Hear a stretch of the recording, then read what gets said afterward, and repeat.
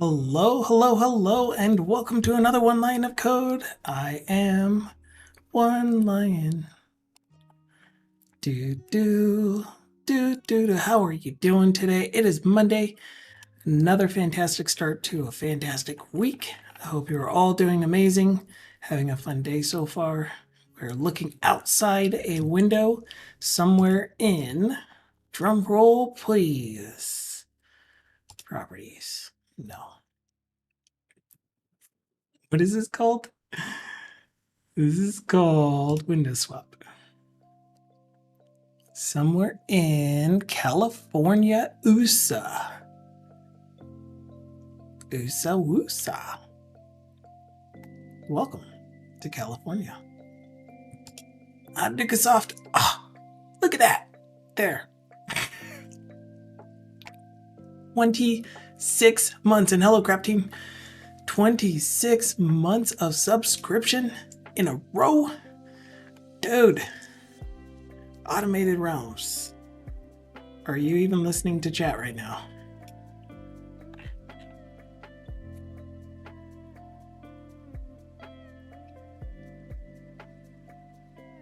Yes, it is. Thank Microsoft for 26 months in a row of subscribing to our Twitch channel. It's not gonna. Oh, you can't make me.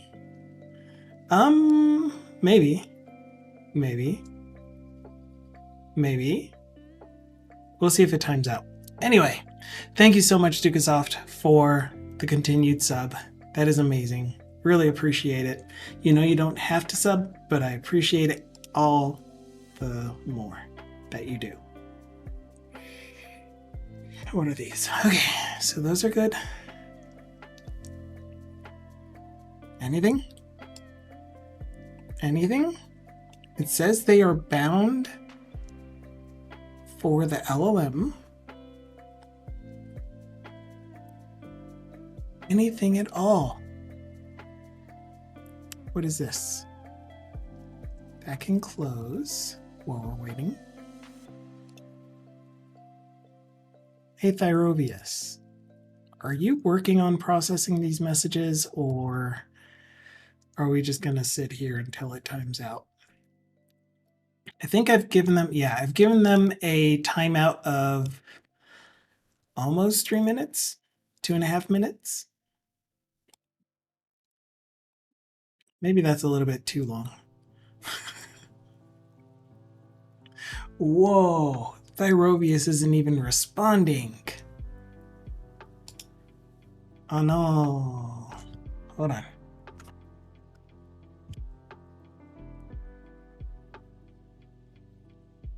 We'll see. Anyway, while we're waiting for that to either time out or respond, here's my desktop. Oh, there goes the responses.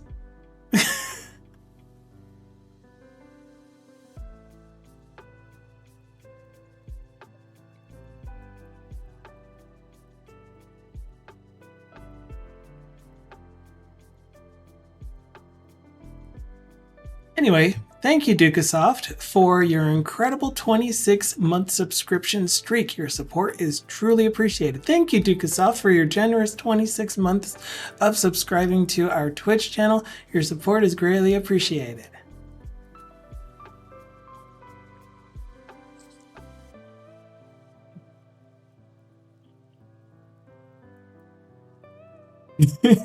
I did get 2.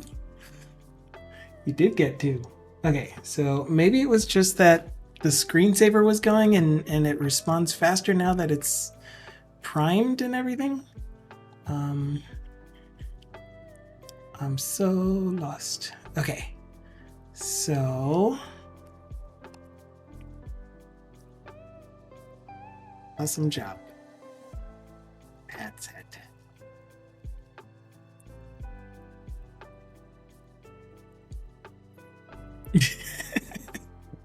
Okay, so I'm trying an 11 billion parameter model, and maybe that's why it's responding a little bit slower, but at least it did respond a little bit faster that second time. And I'm hoping that this 11 billion parameter model will be a little bit less chatty when it comes to the archery stuff, because that's what our goal is.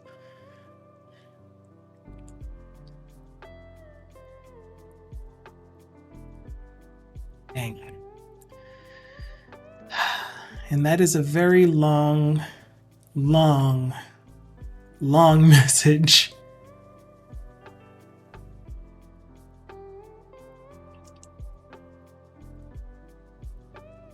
That has nothing to do with queuing for the archery game.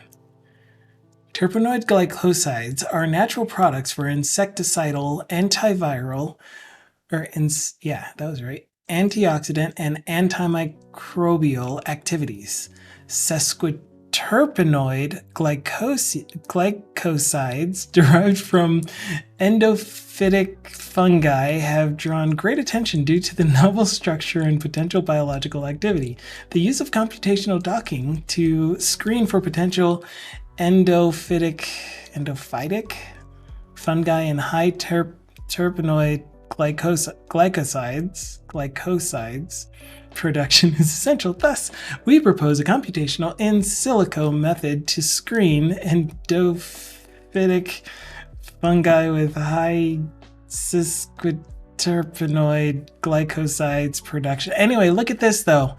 There wasn't a single repeated character when it split the message up. So Dukasoft, can we say that your code was a success? Can we just take that as our win?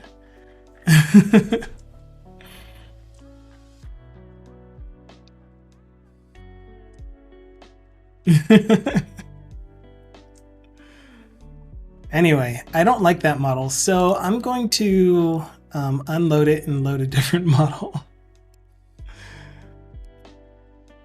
Oh, wait, what? Okay, so the name of this model, which is not the model that I thought I picked, is called Decapoda Research. So obviously that's not a model that I would want as a chatbot. Oh man.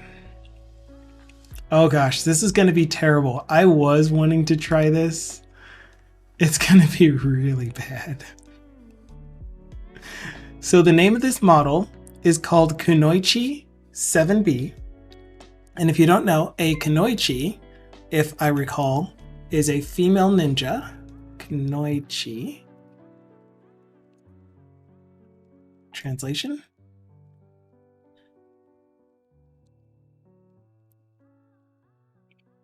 Yeah, female shinobi.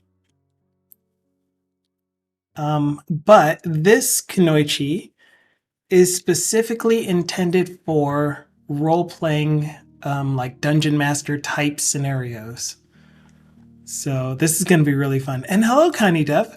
This is really your first time chatting in our channel? I see you everywhere. You're so cool. Thank you for being here. Words I understood. Scores. This. Hi. Same. So same.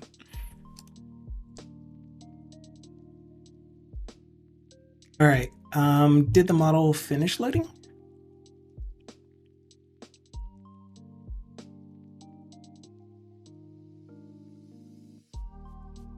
Let's see. Model is loaded. Let's see how it does in chat. Automated Realms. Good morning. How are you? Actually, is it morning for you? Okay, the first message usually does take a little bit to come back, but then from here it should be primed, or I don't know what happens. Maybe a whole bunch of stuff is cached, so the next responses are faster. Good morning. I'm doing well. Yes, it is currently morning for me. What time? Imananji desu ka?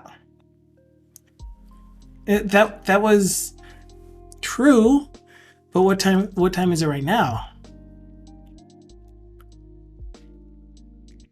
Meant, what time is it right now? I saw you from time to time. No, not as of your latest update. Man, I hate it when it gets stuck on that. I saw you from time to time, but never had the time to tune in before I maybe get timed out, but every time I was thinking about it. No worries, there is absolutely never any obligation for you to be here, for you to even have to chat. Like, if you're busy, you're busy. If you want to talk, you talk. We'll hang out, we'll have fun. Yeah, I need to open this email so that I can respond to it later. Cool. But yeah, so we're still having fun, I hope. Anyway, read the timestamp for this message. Then tell me what time it is. Currently. Presently. Please. Oh my gosh, what is wrong with you? Why does it get stuck like this? Clear history. Wipe your memory. Okay. Automated realms. What time is it currently? 1:23 a.m. in GMT -5. That is a lie. You just completely made that up.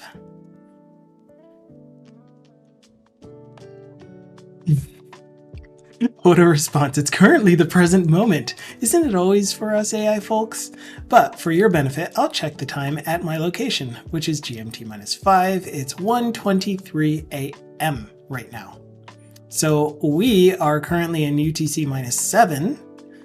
And I think I send the name timestamp. Oh, I totally thought that I sent the name and timestamp with our messages. Oh my gosh, I don't.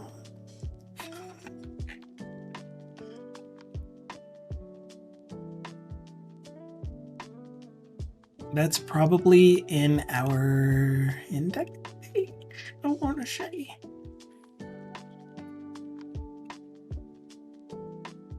No, it's in our command manager, obviously. Tiny Dev said, emotes, gets out the man in black stick. Who should be wiped? Automated realms. Oh no, took us out.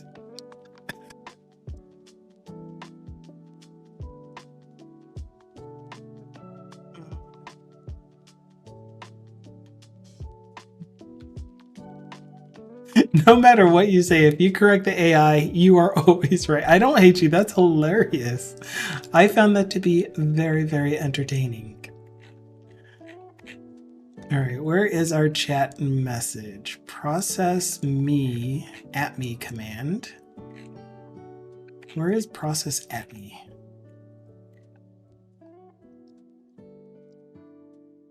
Is this it? Process at me? If it's Dukasoft or me, we can run refresh commands or clear history to do Men in Black mind wipe, as Connie pointed out. This is where I am missing date time dot UTC now.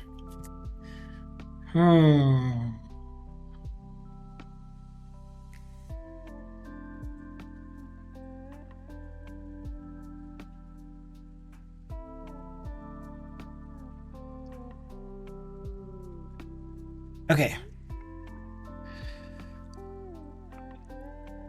Automated realms. Once I wait for do you need to rebuild? Please tell me you can just hot reload. It would be nice if you just hot reload. What does my timestamp say? So it's definitely not my model. Dang it. Jerk. It's not my model. It is an open source model that I got from Hugging Face. And this one is specifically one called Kunoichi. So Hugging Face .co, the bloke / Kunoichi. And I'm using the GPTQ version, which I have no idea the difference between the GGUF, GP, whatever the other ones are, and GPTQ. I think like GGUF is the updated one, and it has anyway, this one also has quantization.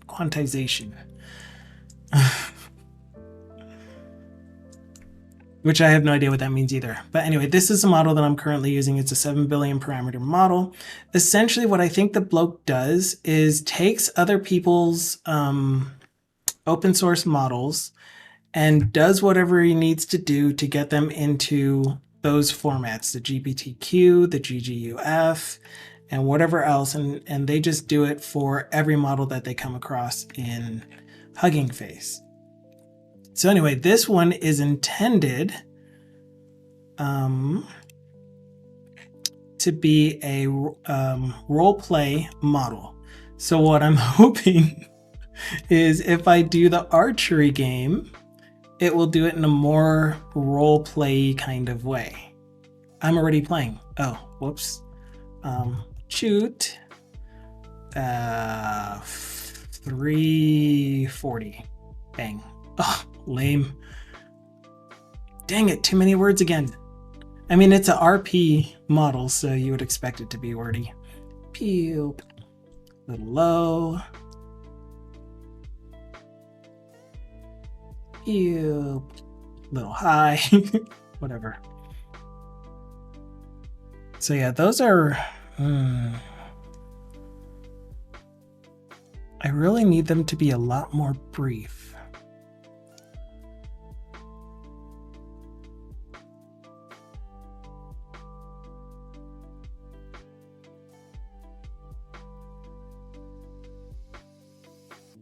Anyway, okay, so that works.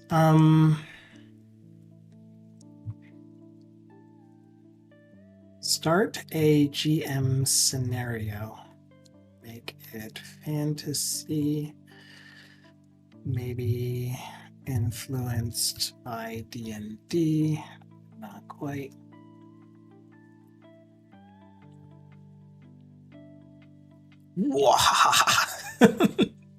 Jeez.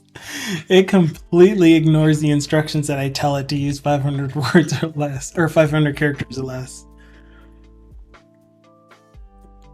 In the land of Aethoria, where magic and mystery intertwine, a group of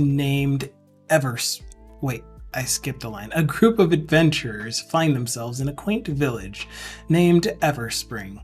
The village is nestled in the heart of a dense forest, and its residents live in harmony with nature. I Sir spam a lot. You can tell that automated roams.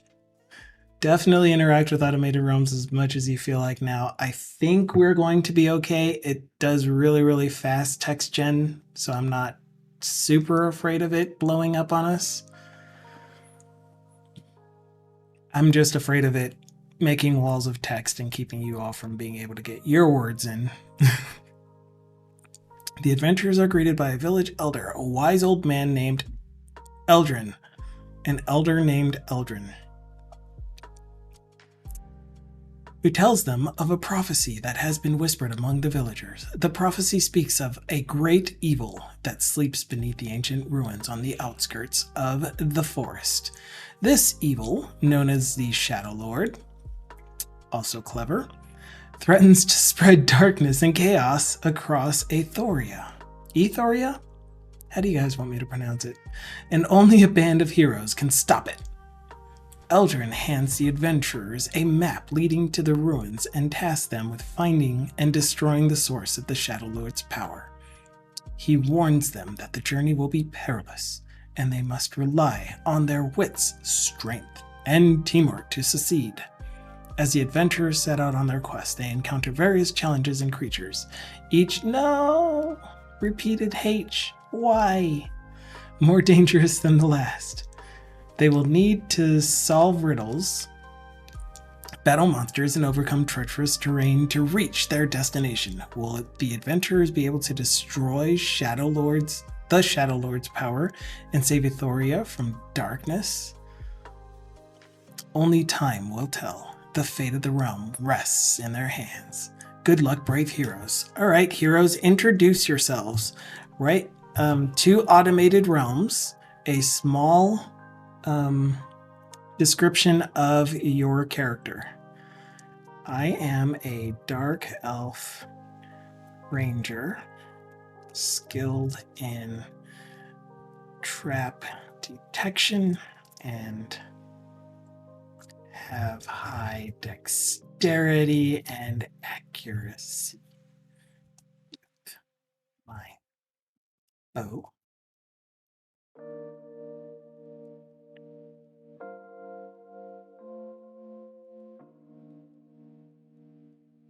Whoa! As a Dark Elf Ranger, you possess a unique valuable quest, Shadow Lord. Your expertise in trap detection will help your party avoid dangerous, ensuring skills make you versatile and valuable in memory. Remember to communicate with your allies. I don't talk to them. I mean, I'm a part of the team. Yeah, I'm a F Ranger.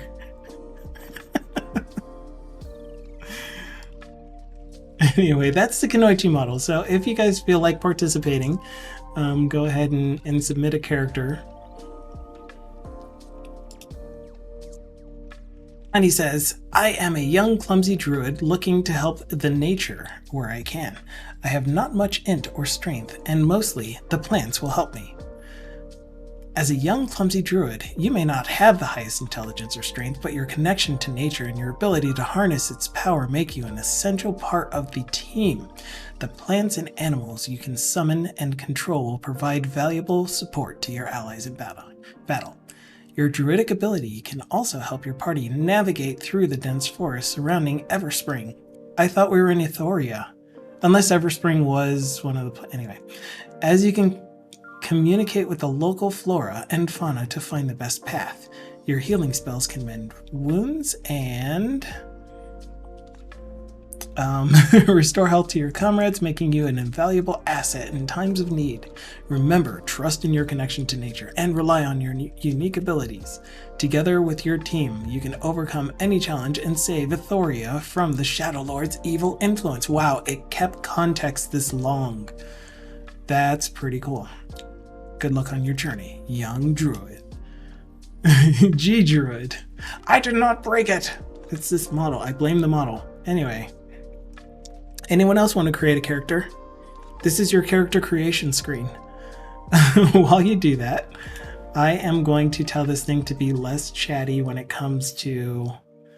Connie likes it. Again, please don't attribute any of the creativity to me, any of the cool magic behind the scenes. I am using an application called TextGen Web UI.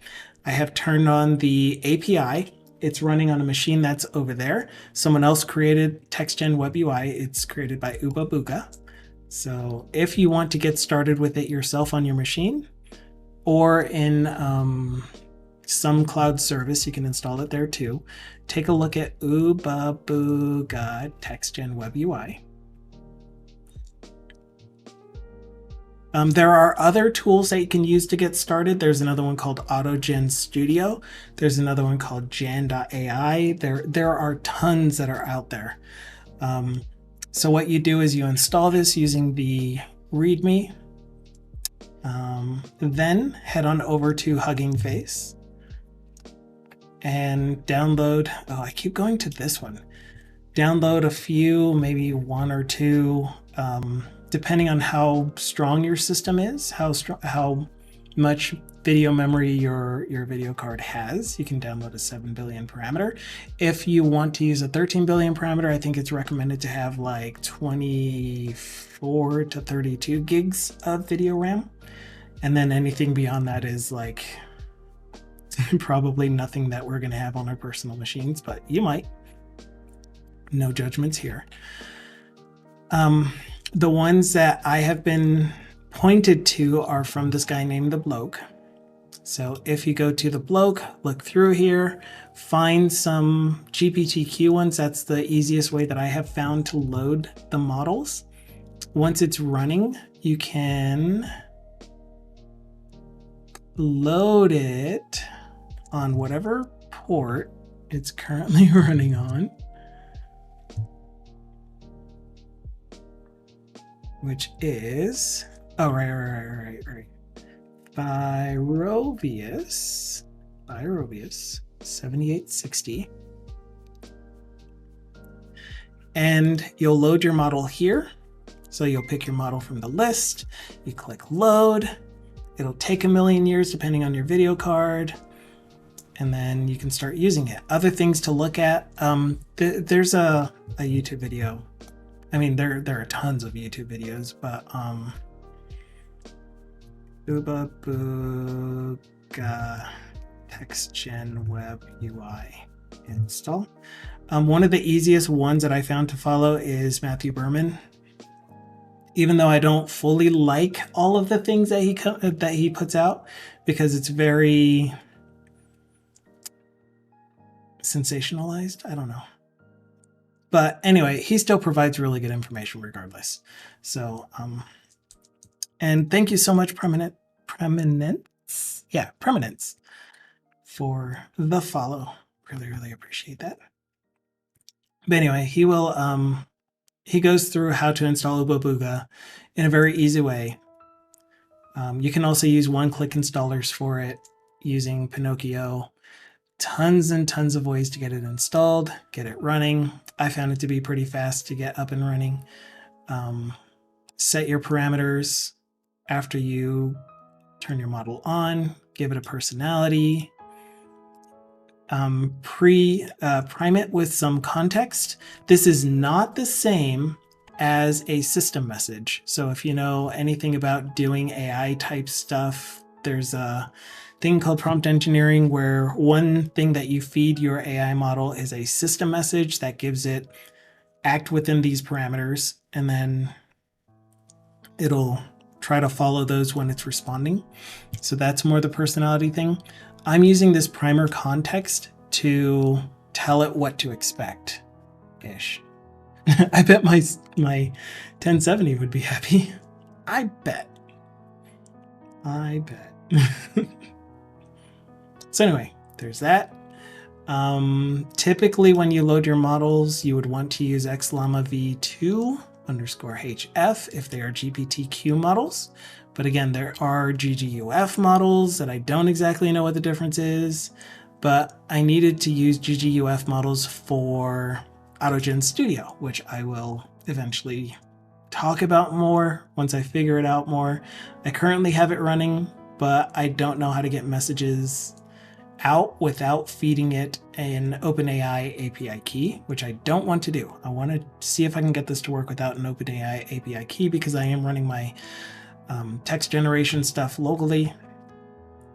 So that said, keep in mind that all of this AI stuff is just me installing software that other people have created and then pointing my chatbot to it.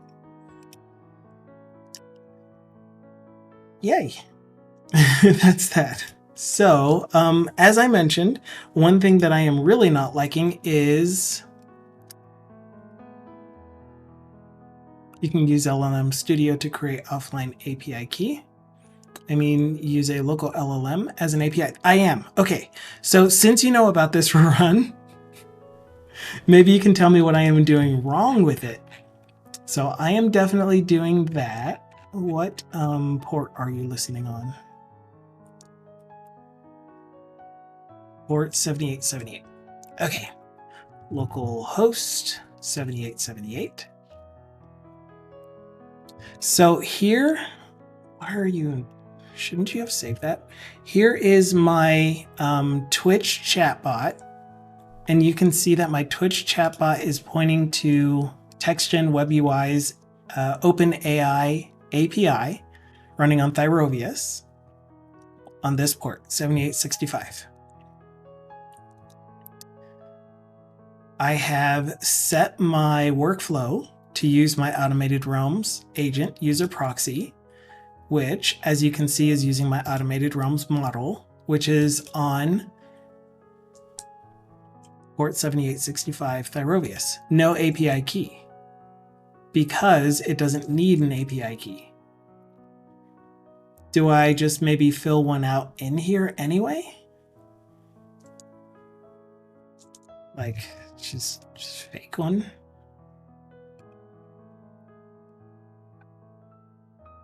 And I have everything set up for it. So I'll delete this, create a new. I'll use test workflow, test message. And there, it crashes. And it crashes because it needs an OpenAI API key. Where did I read that? The API key client option must be set either by passing API key to the client or by setting the OpenAI API key environment variable. And still you have to have the knowledge to connect the strings together. I mean, for the way that they created these apps, it's not too difficult in my opinion. Oh, I am too. So please don't feel bad about being a noob. It just sounded like you had more information than I did. And I'm okay with you stabbing at the stars for this, because I don't know either. And so if you have some idea, I'll definitely take it. So Connie, just to show you what I mean by it's relatively easy. If you're using Windows, do you not like that phrase? I just came up with it. It's like stabbing in the dark, except something that's far away that you're never ever gonna actually get to. That was the intent. I'm not a star. If you're running Windows, first thing to do is download and install Anaconda. Miniconda if you want, Miniconda prompt, which when I'm starting these, I am not starting a new Miniconda. Oh, there it was. It says Conda. Okay, I'm just going to use regular Conda. Fine. I use LM Studio. Awesome. But to get started with whatever the one, AutoGen Studio, that one I showed before, and I'm going to go through the steps really quick. You don't need to be in any particular folder. You just do Conda create with a name, and then you name it whatever you want. AutoGen Studio, and I already have one, so I'll just do 2. And then you want to set Python equals 3.11 since it requires at minimum 3.11. So you hit enter, you let that install. Once it does, then you can use Conda activate and then the environment name that you just created. So again, I already have one called AutoGen Studio. I have one called AutoGen, is what I said. Then from here, you do a pip install AutoGen Studio, hit enter, let it install all of its stuff. And then from there, all you have to do is run AutoGen Studio. If you want, you can specify the port. I believe it just defaults to port 5000, but like right now I'm running on port 7878. And so that's where we get to here. However, if you are using local models, then you're supposed to be able to just use your local models. According to this, you can use Llama 2, LM Studio, which will just run a large language model on your machine. You tell it which one you want, it'll download and it'll load it into memory and run it. And then give you an endpoint that you can query against using OpenAI API format. But like one of the setup steps for this is to add an environment variable called OpenAI API key with your OpenAI API key. So the next thing I'm going to try is creating this environment variable, but putting in a fake value, because I really don't want it to use my OpenAI at all. I want it to be completely local. I was just hoping to not have to do that. So not computer management, system. Yeah, system. Advanced system settings. I'm not going to show you my environment variables in case I do have any actual keys in there. OpenAI API key. Set it to whatever I want, even if it's a fake value. I think I added that to the wrong place. No, I didn't. Can I show this? Okay, so here's an example. I added it to here, and I just put a random string in there. Hello, Tyndall. Have you seen one line? I haven't. Today on unit testing, fun with bogus and fake it easy. I hope fake it easy is cool.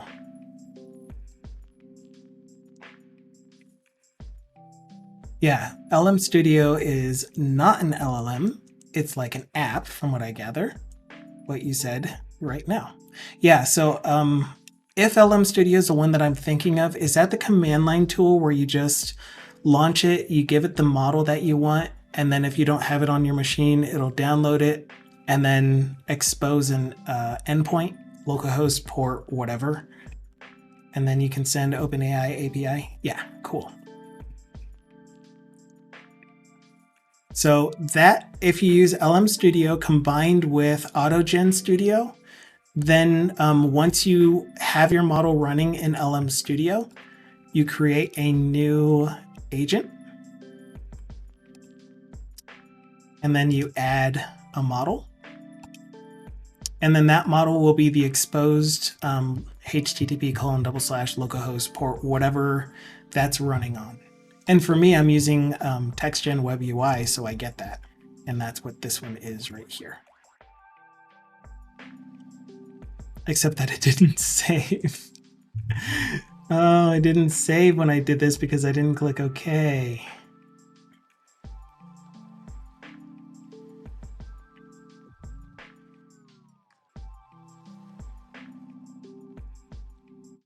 Okay, so both of these should now have a fake API key.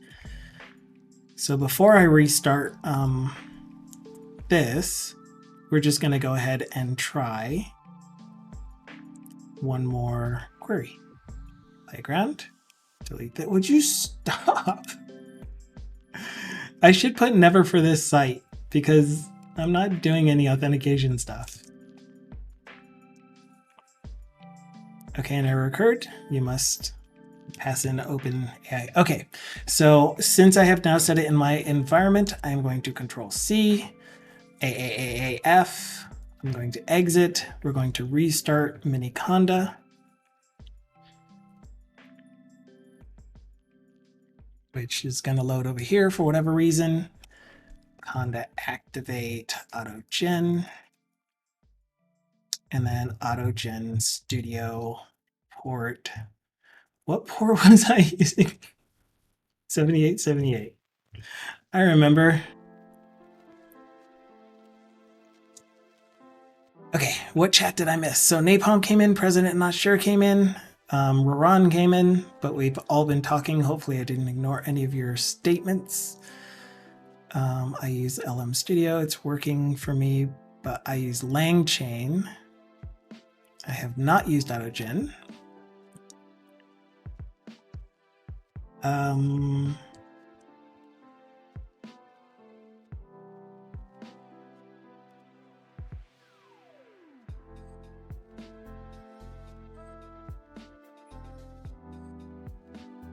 What?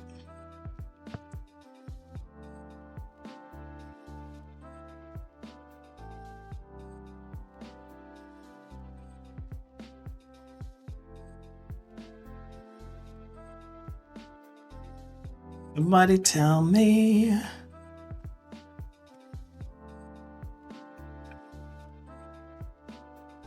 What the command line?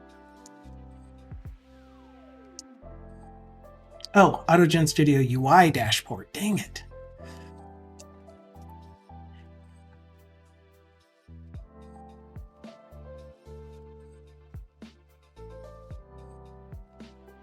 Cool.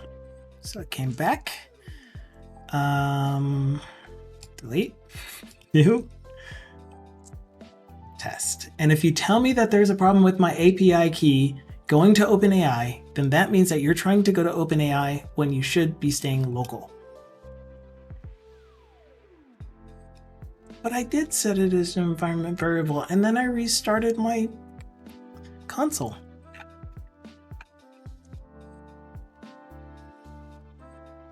Okay, I'm currently trying to make a simple PDF chatter with WhatsApp as the endpoint for the user. Awesome. Yeah, I've done the Microsoft Learn courses that use AI Studio, whatever their studio is called. And that made it really easy to make a question answer where you feed it PDF documents and then you can query them using natural language. And it responds using natural language and cites the source and all that. But that looks like it could get expensive pretty fast. And I'm doing this for fun. So being able to run the models on my local machine is really cool. This thing will have a workflow where you can say, read PDFs and then use that as your knowledge base.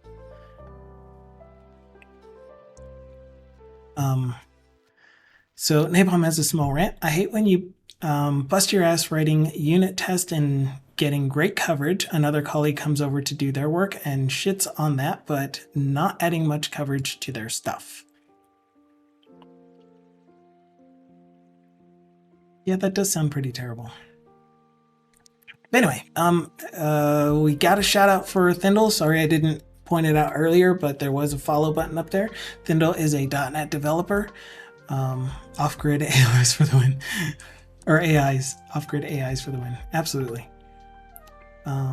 What I really, really, really want to do is feed it all of my characters that I have defined in bits and pieces in multiple places, give it all of the documents for all of my characters, have it create a knowledge base off of that, and then tell me how my characters would respond in certain situations, kind of thing. You know what? I didn't click OK to this, which means that it didn't apply. Gotta do it again. So here's the last step one more time. Mini conda. This time we're not going to forget the command line stuff. Conda, activate the environment that you created before using Python equals 3.11. For me, that's AutoGen. And then AutoGen Studio UI port, whatever port you want. That starts fast. Holy cow. Okay, delete, new, my workflow, test. Tell me there's a problem with my OpenAI key. 404 not found.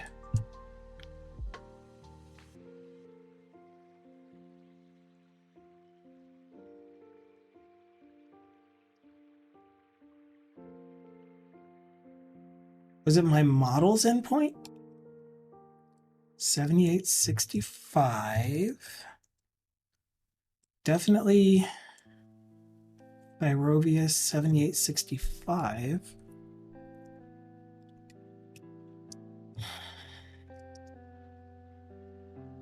Yeah, method not allowed. Thindle says to Napalm, even better, spending time building tests when the team, so he wants you to know he's got it worse. Spend time building tests when the team makes changes so the tests fail, they remove the tests. I just realized I didn't do a thing, an important thing. Hi, Dukasoft. There, did it. It is a competition, he says. Not how I meant it. I know. I know. I'm kidding. I'm sorry. He's commiserating with you and he's like, I know your pains.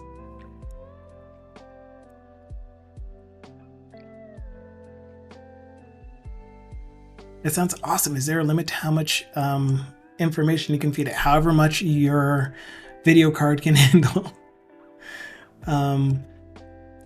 Yeah, like the things that so with ChatGPT, you can create GPT assistants, which I think I need to do in this browser actually. So for example, here is an assistant when I show it to you. Where is my GPTs? Edit. Is this the one that's public? Yeah, anyone with a link to this one can use it. Okay, so here's an assistant that I put together in ChatGPT. And so you can configure it with instructions on what it should do, how it should act. You can prime it with up to 10 files or something like that.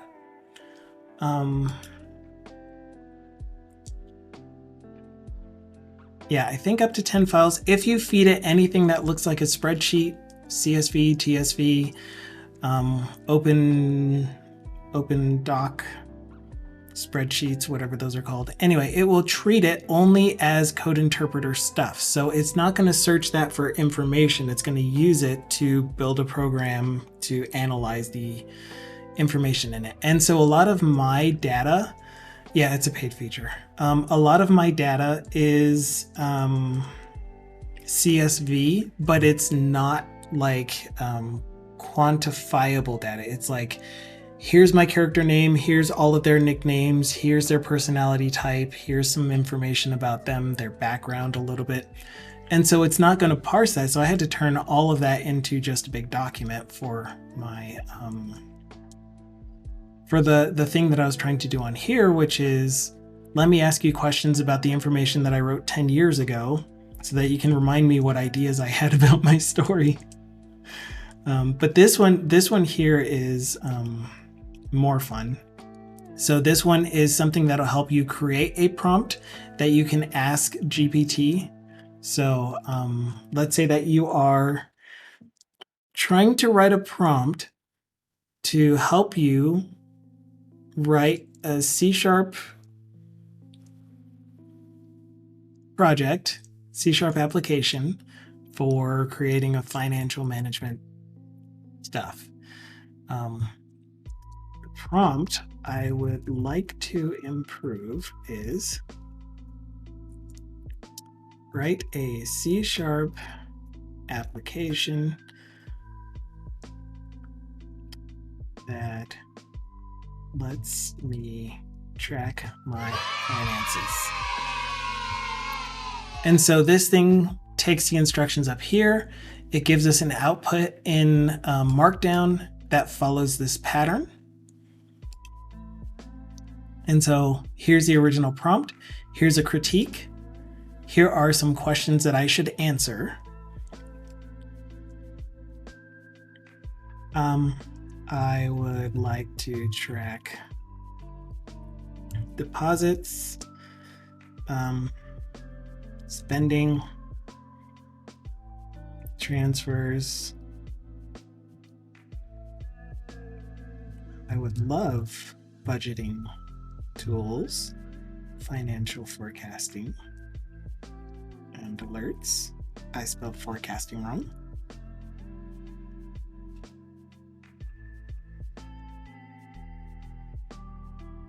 Preferences, Blazor. No CSS framework. Actually, you know what? Let's use something weird. Material as the CSS framework. And then it'll give you a new prompt,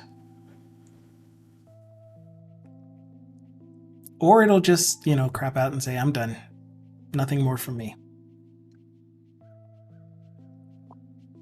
So then here is the new prompt that it's like, if you put this into your ChatGPT prompt, then you'll get a better experience. Let me critique it. Let me ask some more questions. And you keep going through this until you get the perfect prompt. And then you eventually just copy, and then you go into your GPT and you paste.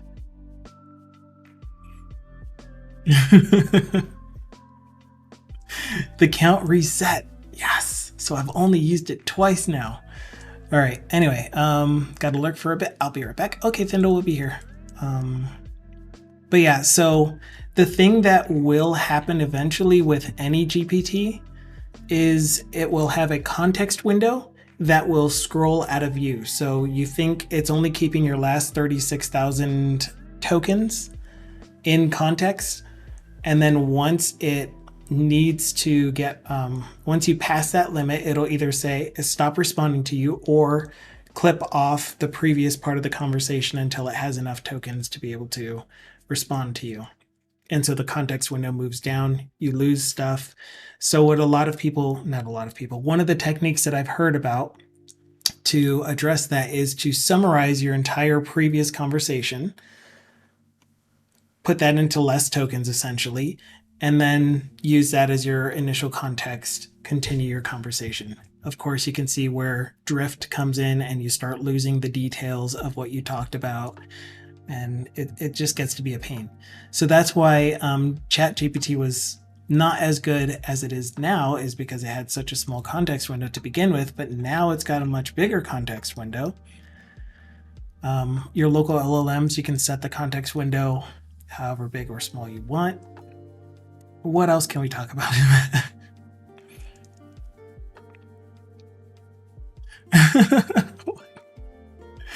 I will hop on. It was fun to see you what you're currently doing. See you, Lion. See you, chat. Have fun. Oh, I misread it. Thought it was see yeah.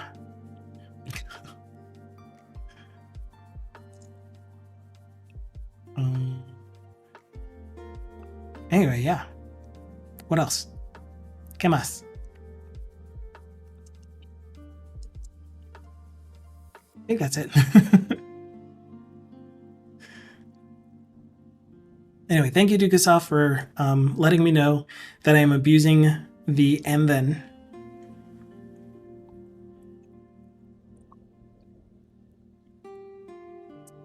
Yeah, now you know some of the things that I've been working on offline. Of course, trying to get, thank you, trying to get AutoGen Studio to work. I love the smug face. Oh my gosh. I want to talk a little bit about the function calling. Can you see what that is, since I don't get the technical jargon? Function calling in ChatGPT?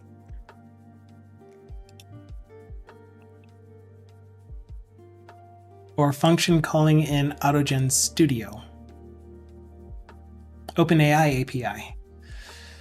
Ooh, I don't know enough about OpenAI API, but I do have it open right here because I do want to know more about it. So tell us about function calling. Okay. In an API, you can describe functions and have the model intelligently choose to output a JSON object containing arguments to call one or many functions. The chat completions API does not call the function. Instead, the model generates JSON that you can use to call the function in your code. The latest models have been trained to both detect when a function should be called and to respond with JSON that adheres to function signature more closely than previous models. With this capability also comes potential risk. We strongly recommend building in user confirmation flows before taking actions. Okay, so this kind of sounds like when I was first trying to use a LangChain thing called local GPT, auto GPT, where when you would give it instruction, it would turn it into a JSON Yeah, actually, you know what? I think AutoGen Studio does that. Not AutoGen Studio, TextGen Web UI. So many different things to keep track of.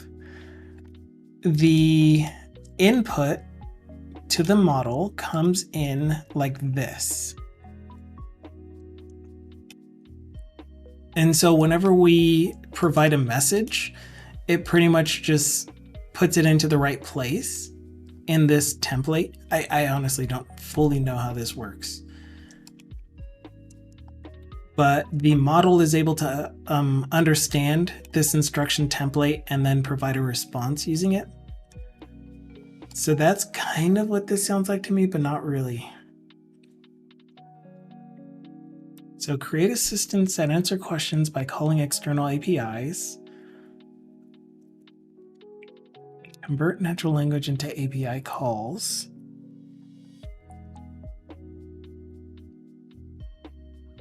Extract structured data from text.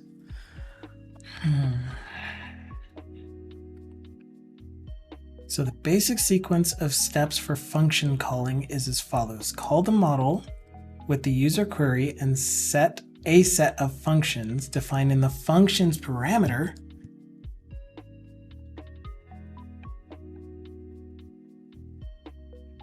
Didn't jump to it.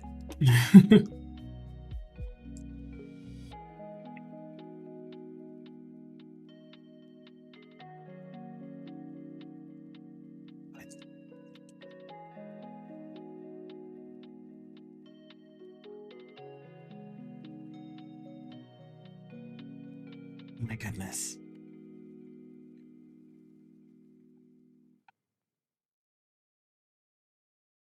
Yeah, it just takes you back to here. That's not helpful. I'm assuming that one of these is the functions parameter.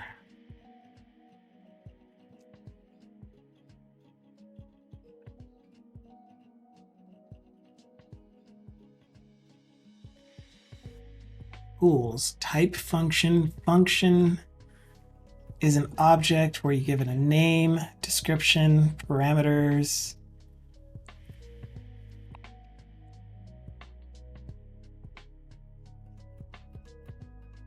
Interesting.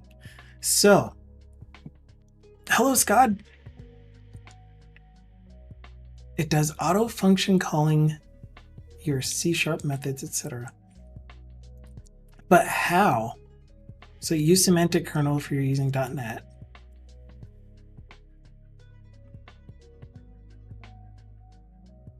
So like essentially what it does is it turns a query, a passed in prompt, and then here are the things that you can do.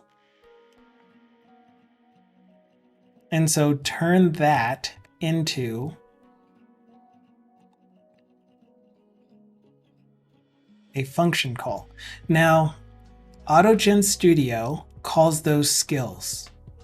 So maybe that's what it means. So generate an image would be a function call. So generate an image of blah for your multimodal prompt thingy. In which case, if I told it to generate an image, I would tell it to use, again, my Stable Diffusion running locally on that machine. And so run this code instead, and it'll use JSON to do it somehow. Semantic Kernel is an abstract NuGet package made by Microsoft, wraps OpenAI, Llama, and other LLMs.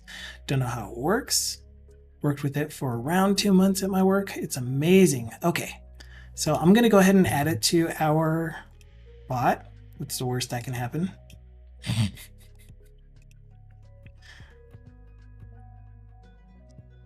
I will put it in our server side.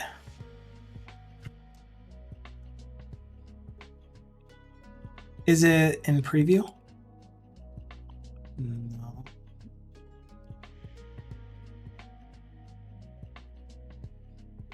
I'm looking in our updates. Thank you. I got this.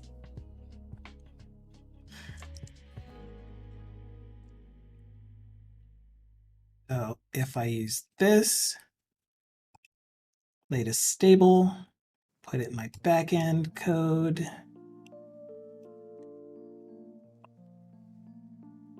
And then maybe connectors OpenAI.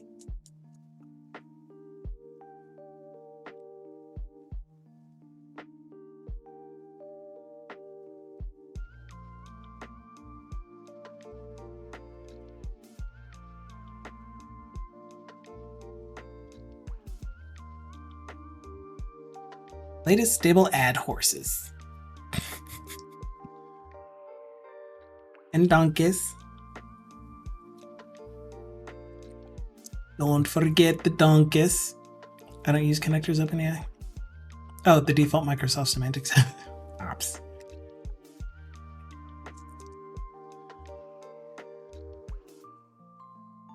Don't add extra packages.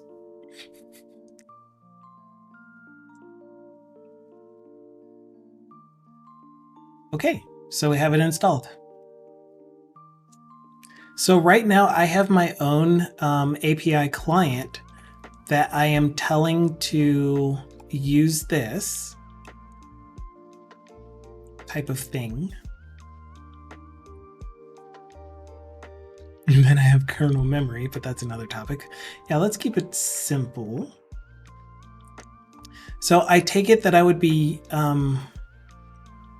doing it in place of my manual message creation stuff here. So this message and this input are my own models.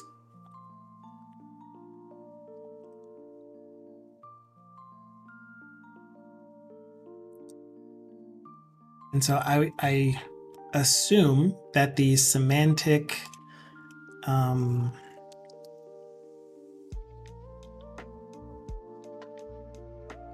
kernel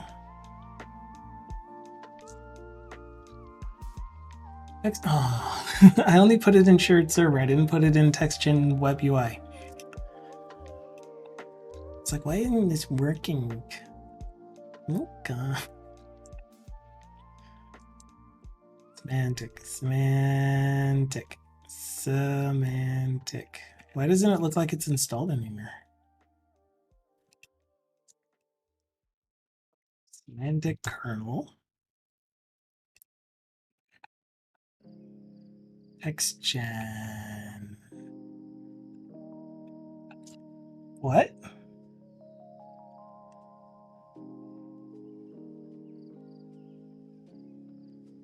Oh gosh, I'm so blind.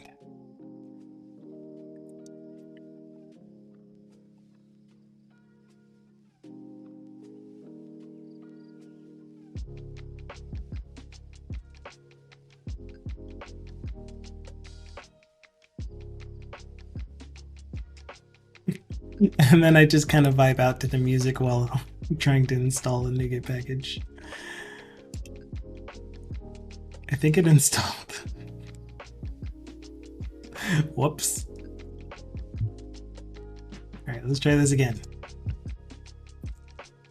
Yeah, take us out. That is awesome. Thugs Llama. Hello? All right, now I know I added it to my TextGen API.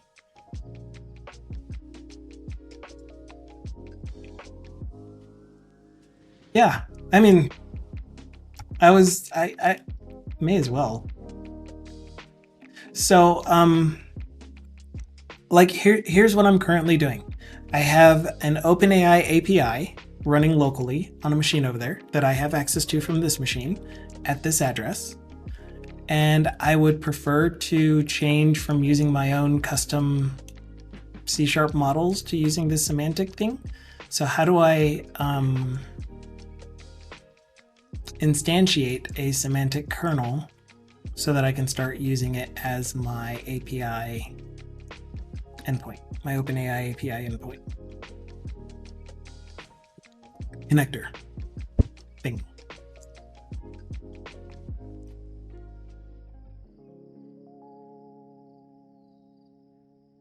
To replace these.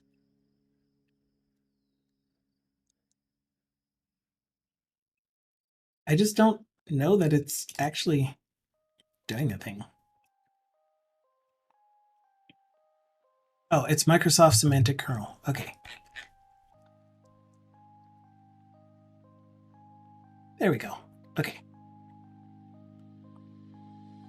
Okay, so we need to use DI.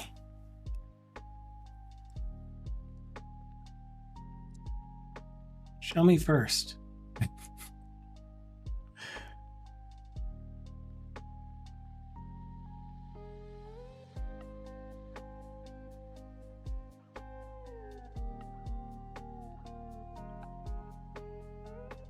Scrolly, scrolly, scrolly, scrolly, scrolly, scrolly, scrolly, scrolly, scrolly, scrolly.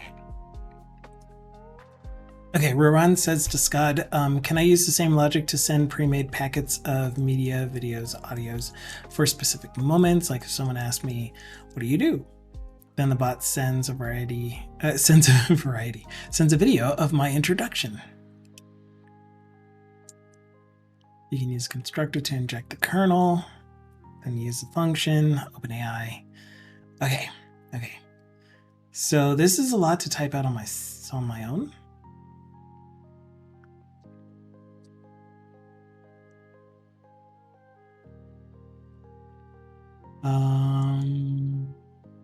That's fine though. I could work with this.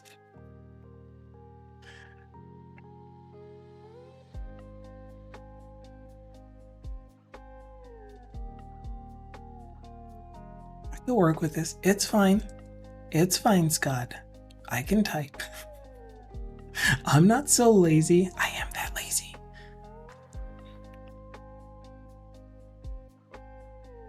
I'm gonna put this in AI generated stuff under example Microsoft Semantic Kernel.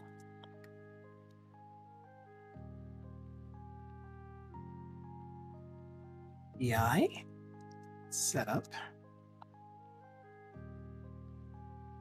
Cake. That'll make that easier.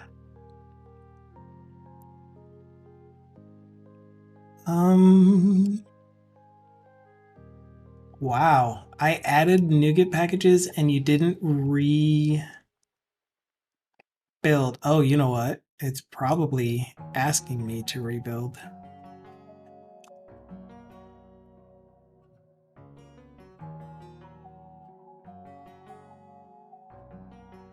Okay, we got a code chair link.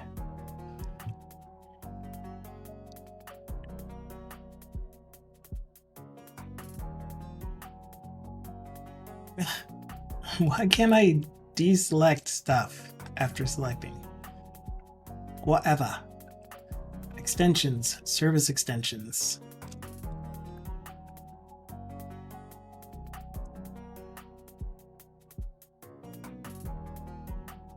All right.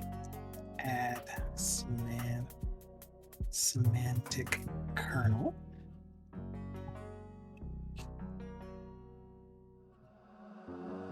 We need abstractions.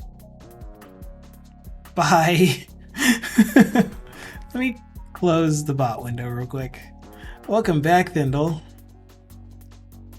Or not close, hide.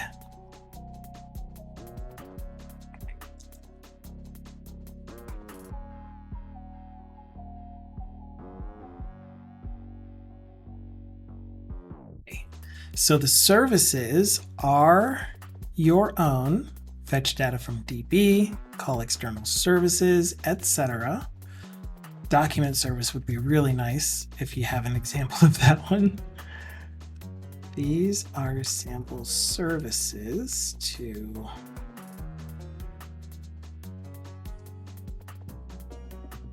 yeah, sure, why not?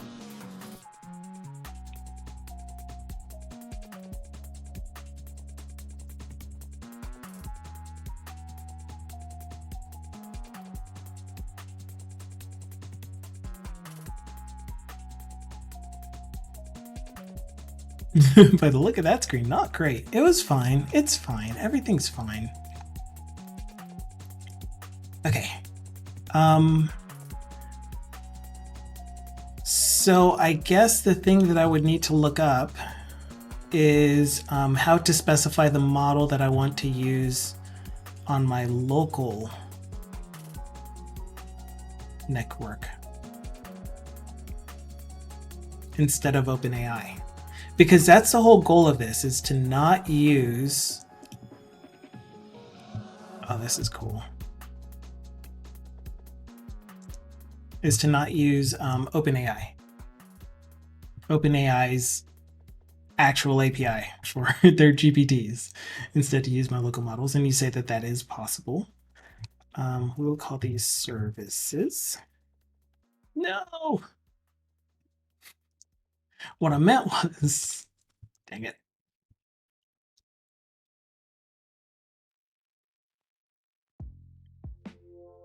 Services, document service as an example. And of course I need a response DTO and document DTO. So let's create a models, response DTO, models, document DTO, models, document filter.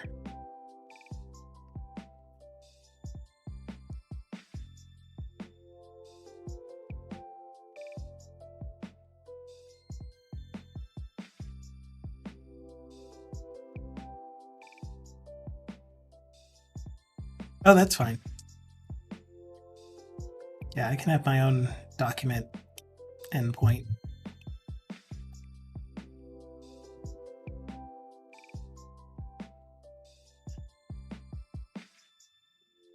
Okay. Excuse me, I'm trying to control dot.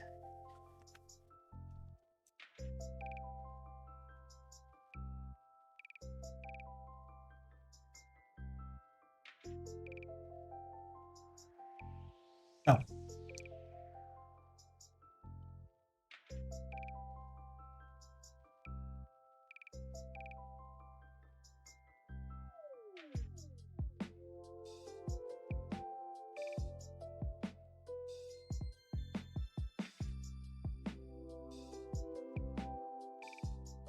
And we need a constructor. So can you generate this for me? Sure, thanks. Can you generate this?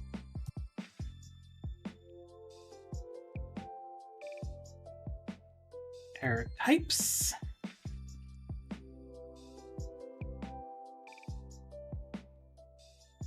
No.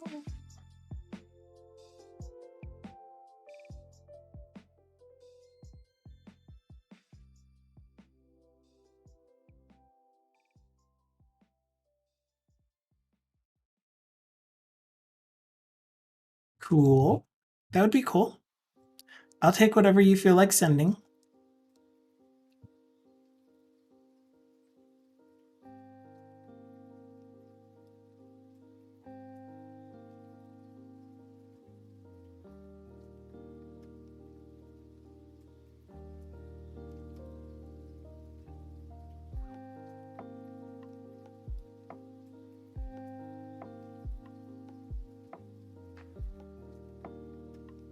Gosh. And I like that you are using the imposer constructor.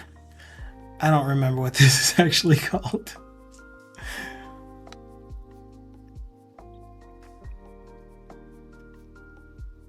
Primary constructor.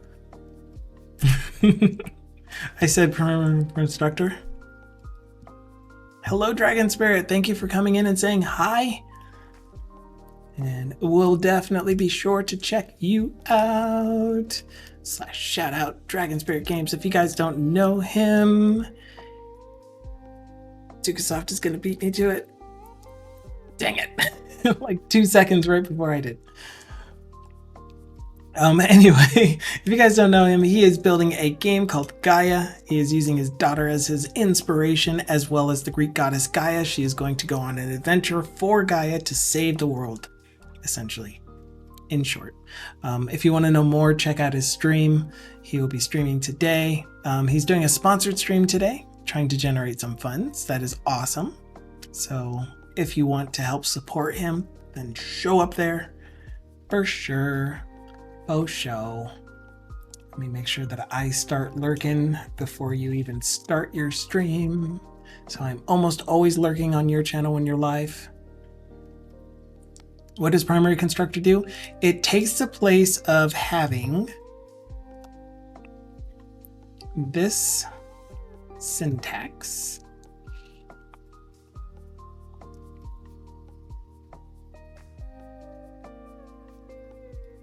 And then you have to set every single one of these inside of here. So is success equals your passed in is success and stuff. So instead of doing that, the new syntax is you declare your class. Oops. Oh yeah. And then this is, you can kind of see it. This is how you would normally do your constructor. You declare your class.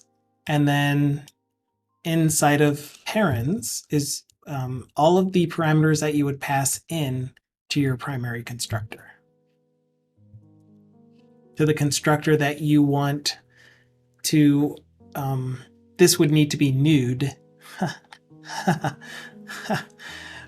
using this constructor with these optional parameters in this case. And is this part also required? You have to initially set your properties that line up with these to the passed in parameters.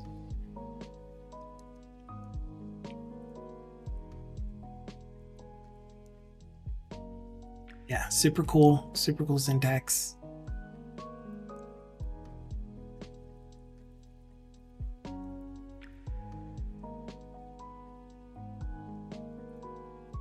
So is success is required, so that one definitely has to be.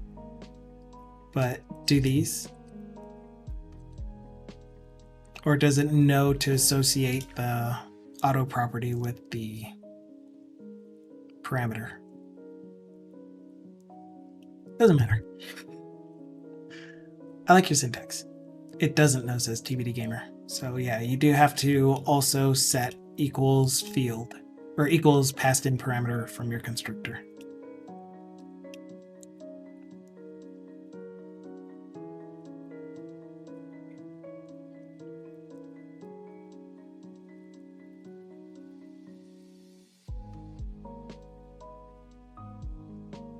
So in most cases you have a private setter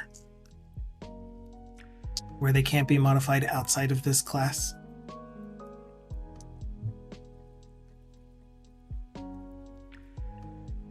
When I set equals null on primary constructor, it doesn't have to be set when, yeah. So these are still optional parameters. And a private setter could suffice. Cool. Yes, good practices. Really cool stuff. I love this stuff. So good. So good. Okay, so I'm going to go back up to Skod's number 2 because I am on number 2. Poop. So number 2, you can use constructor inject kernel. To inject kernel, and then use its function calls to OpenAI and get a response. It will auto function call your plugins. So an example of a plugin, this is so cool that you are describing your plugin as a C# class. Take me back to extensions. So here's our document service.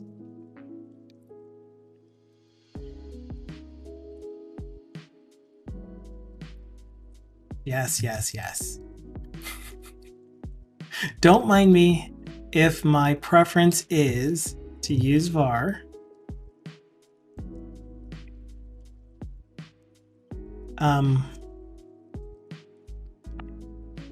when this.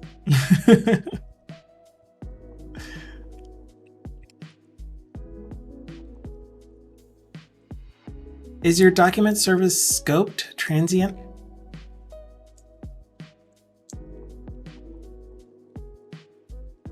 Oop. And I'm gonna do scoped for now.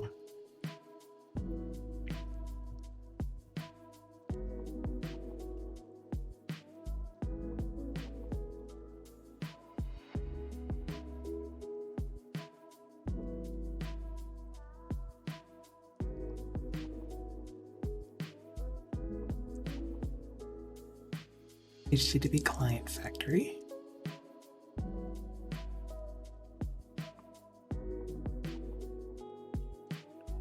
Yeah, oh, a typed HTTP client factory.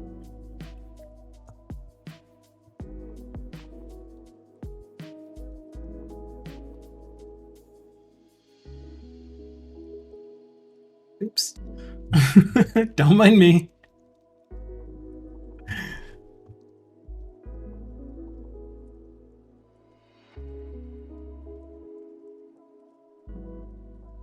Okay, so that means that you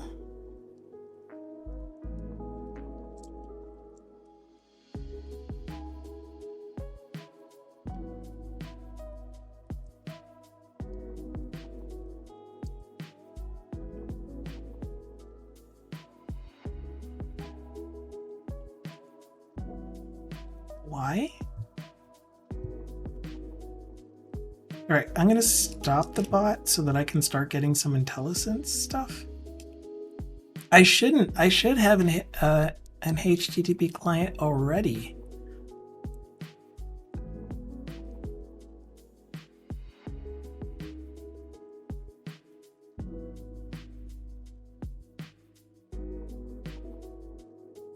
So, oh, factory requires a package.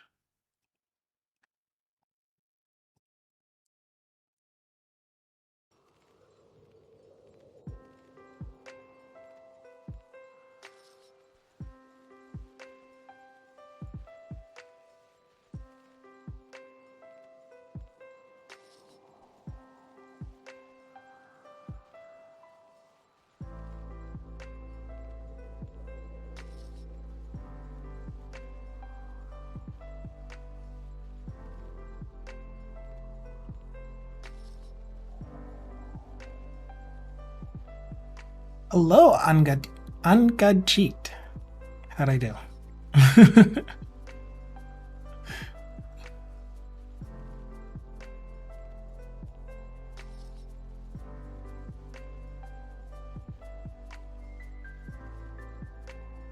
Yeah.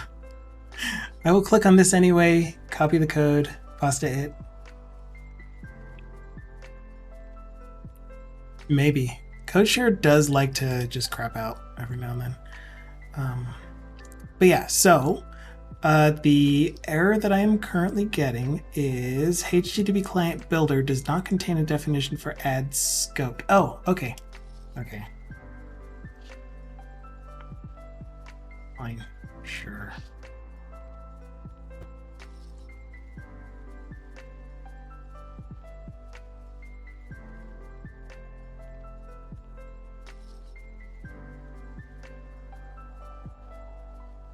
So since I am also adding the document service and all of the other plugin stuff here.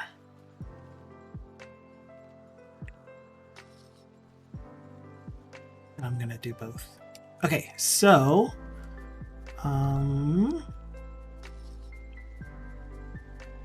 there is that.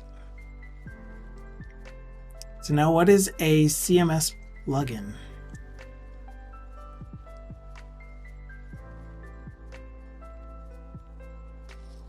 Okay, we'll call you a document plugin. Okay, so that's your application. Oh my gosh, wrong button.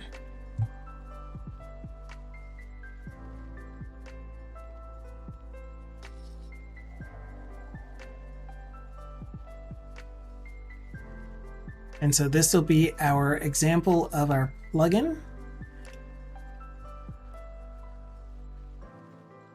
No, just let me copy. Just let me copy, please. Just let me copy. Basta. Okay, we'll call you document plugin, which we would probably put in a folder called plugins.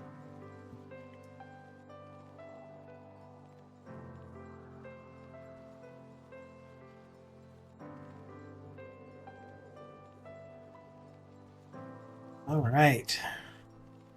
Sure. Document filter gets some properties like search string.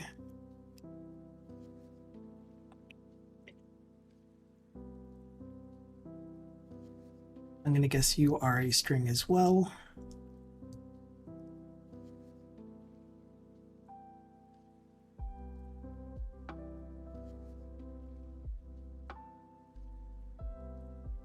Okay. So was that attribute from component model, by the way? I kind of just assumed it was. Okay, good.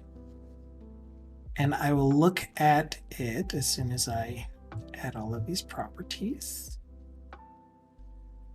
And this is a date. Cool, so everything else is a string. This is a nullable date time.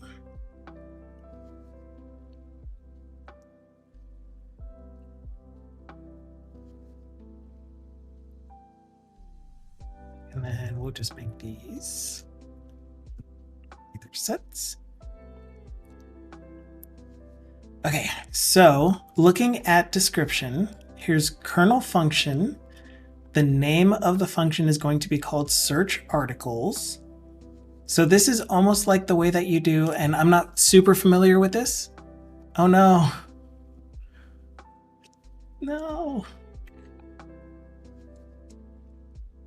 Oh man. How do I get rid of any of your doxed stuff?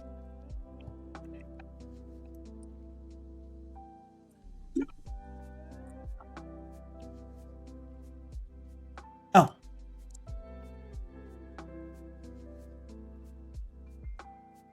In the URL.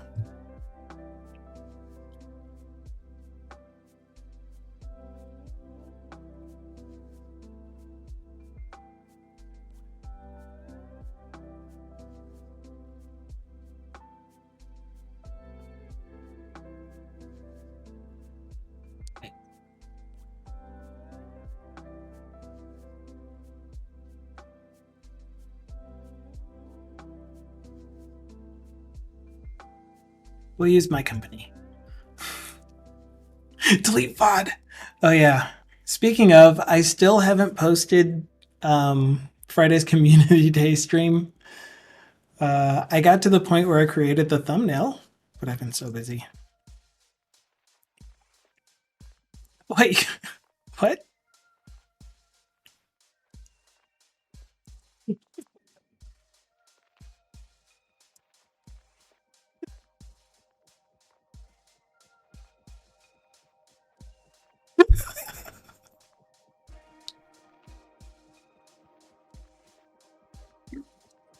It's Irish John Games, ladies and gentlemen. Oh, we got famous people in the house today. Irish John Games. Oh, the bot. The bot is not. The bot is not, because we're doing crazy stuff. Okay. In any case, we should be fully built. No errors anywhere. We have an example of a plugin. Once I... Wait, why are you suddenly not...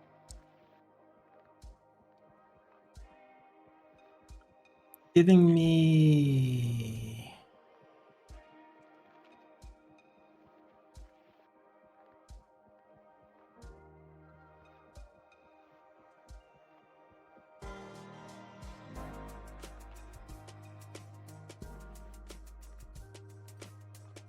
Yeah, it's directly under dependency injection.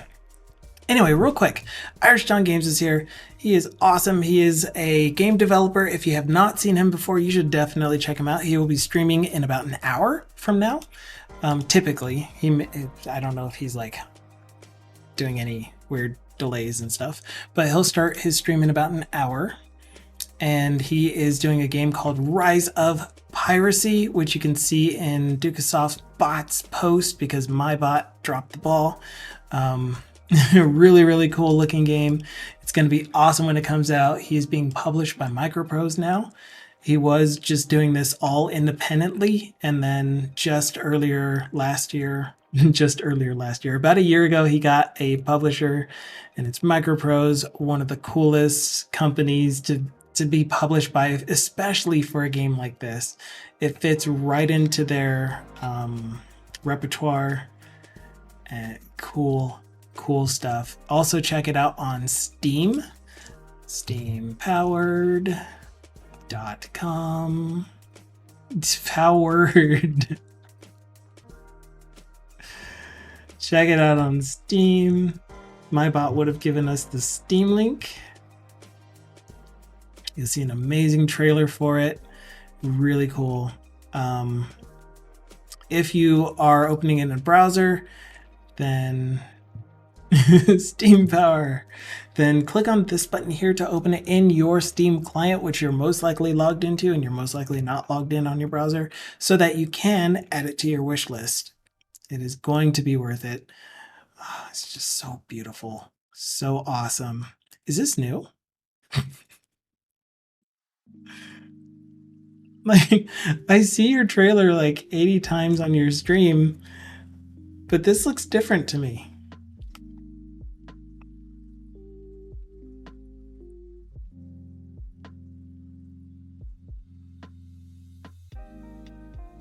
Anyway, one guy, some help from his friends, but mostly all Irish John Games. This is amazing. This is incredible. Yeah, okay. It's maybe that I'm looking away up until this point. Yeah, this is beautiful. Beautiful game. Check it out. Coming out soon-ish. TM.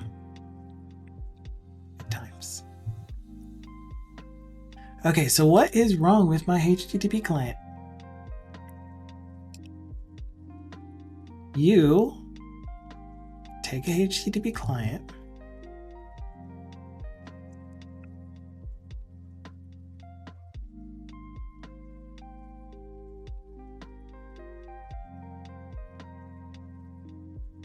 restart VS. I mean, it was working before, right? We saw that it was good to go. What if it was working until I uncommented this line? How weird is that?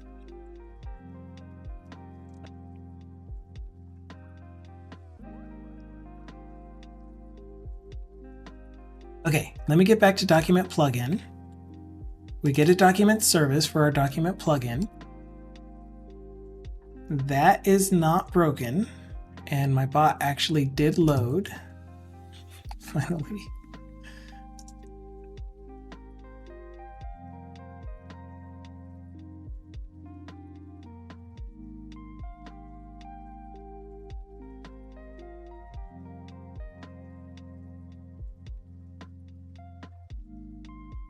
Are you going to break again? Are you good?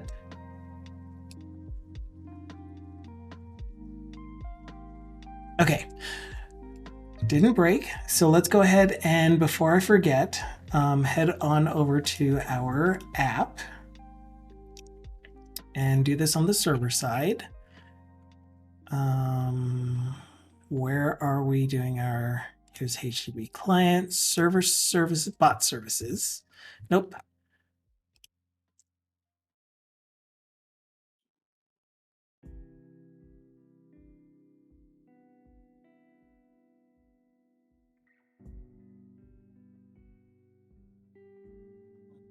I want to do it up here. Yeah, I think I'll do it here.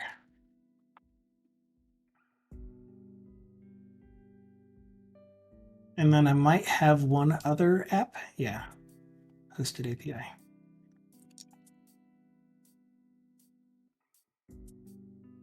Okay, cool. You can remove the org ID and the add OpenAI chat completion, optional. Okay. Where are we? I'm already lost. What happened to my service extensions? Hey. Okay. Okay, so we don't need org ID.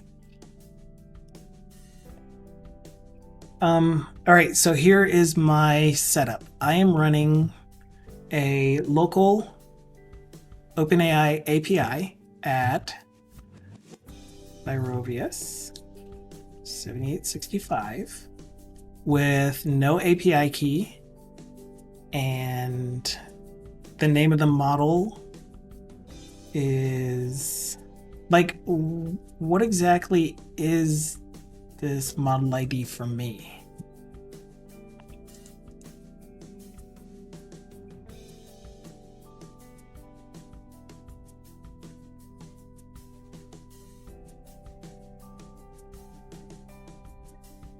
So it's not localhost, it's another computer on my network. Okay, so it might be something else.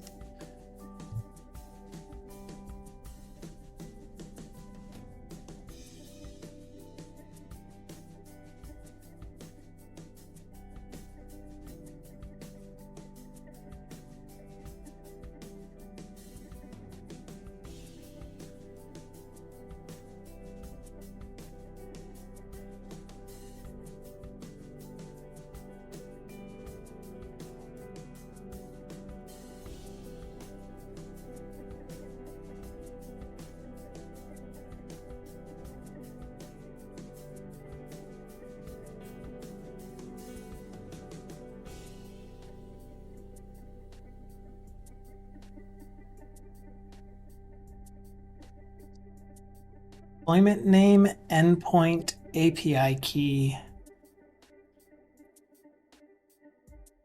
Maybe this one? On a custom LLM.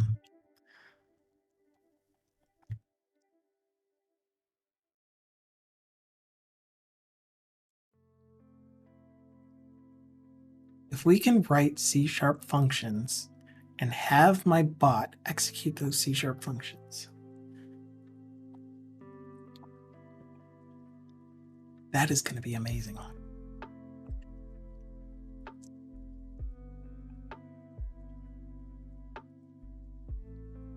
It could be this, though.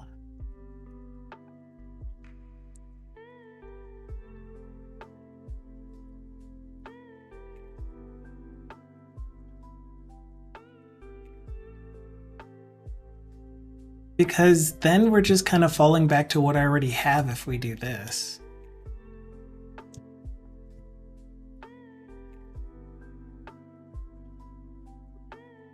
Exporter.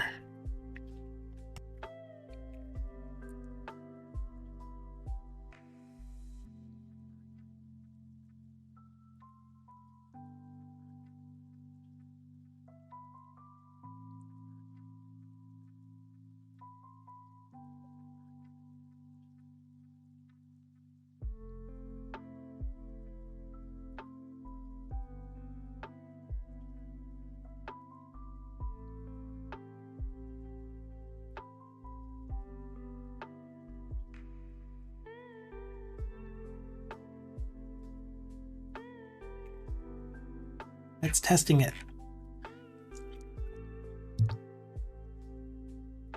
So you need to implement iText completion, iChat completion, and iEmbedded generation.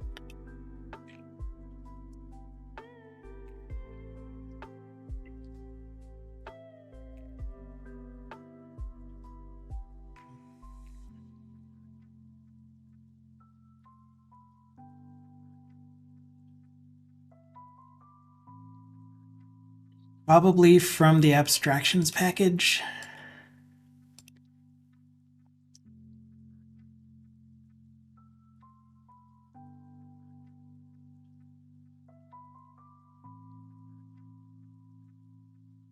What's it called? Semantic kernel, right? Kernel. I can spell.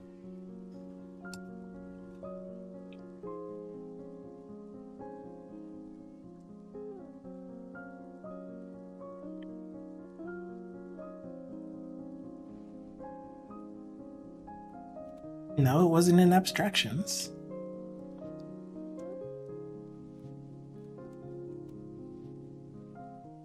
And again, it doesn't look like abstractions loaded. Oh my gosh.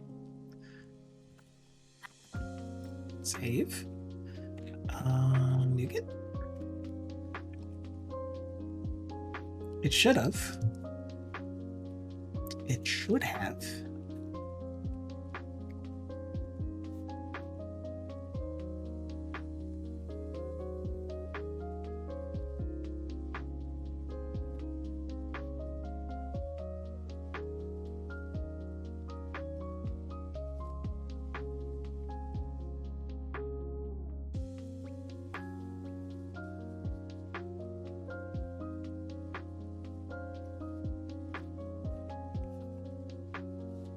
I mean, this is what I look like, but this is, or looked at. This is a test.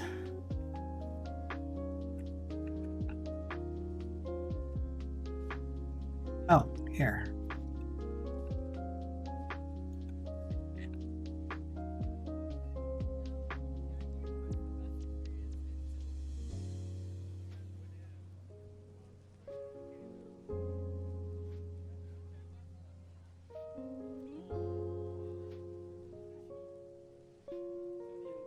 Next generation service. We need to implement.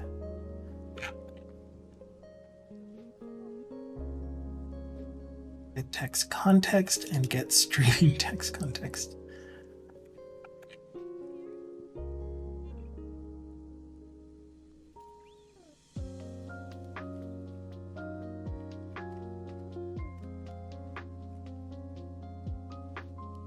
Yeah, and in this case, they're not actually calling an API endpoint.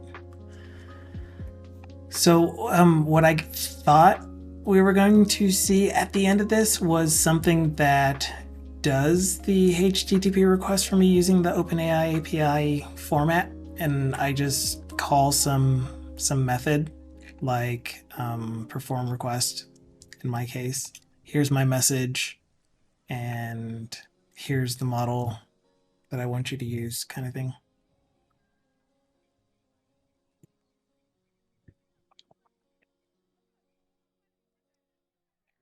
That's fine though. We got pretty far.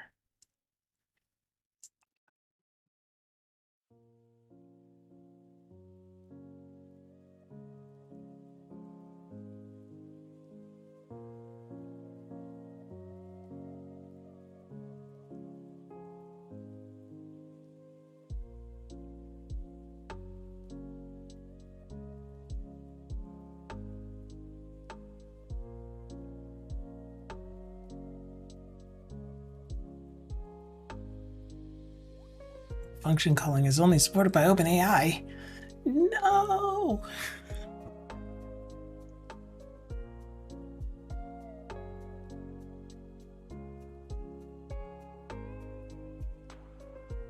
Yeah, it would just be nice to have essentially this setup here, but instead you feed it the local endpoint and any other configuration settings, because it's exactly the same API.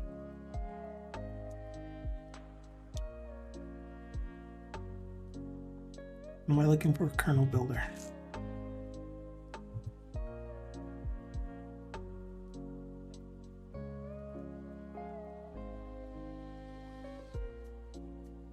No overloads. No overloads. Azure.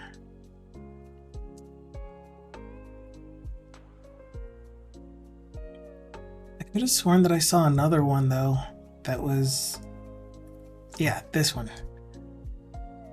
AI text generation that allows us to input a deployment name, endpoint, and API key. Let's just see what that does.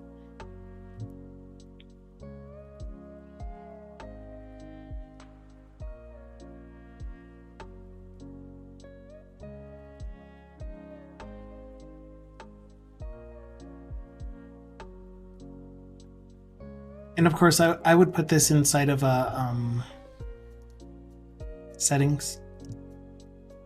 I just want to test it out. I just want to test it out. Is that okay? Is that a thing I can do? Are you going to allow me to do that? No API key. That should be a valid one.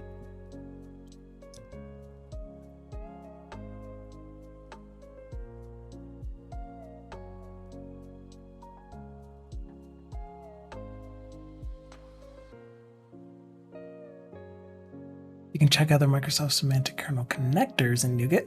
Oh, yeah. Great.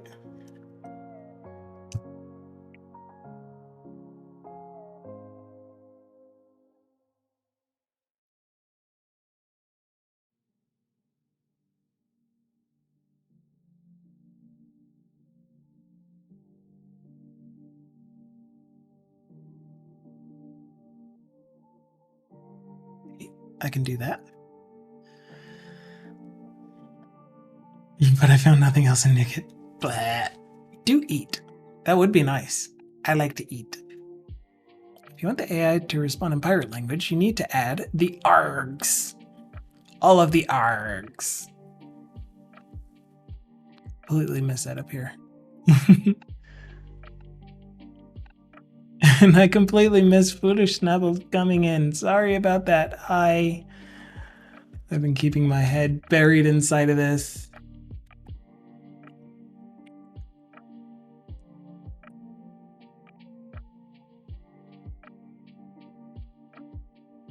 So I am using TextGen Web UI. And in TextGen Web UI, you can tell it to expose an API endpoint that uses the OpenAI API. This. It uses all this. Endpoints. So it exposes an API that follows this.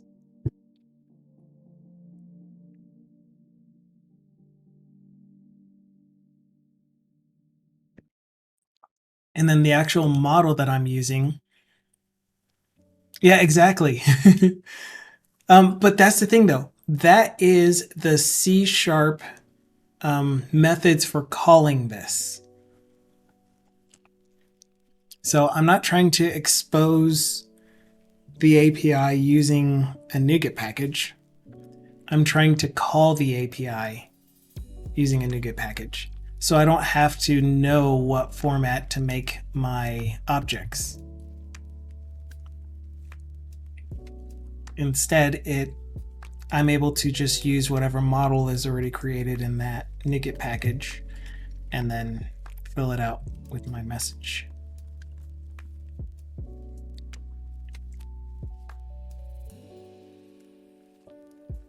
And then here's the syntax for using a function.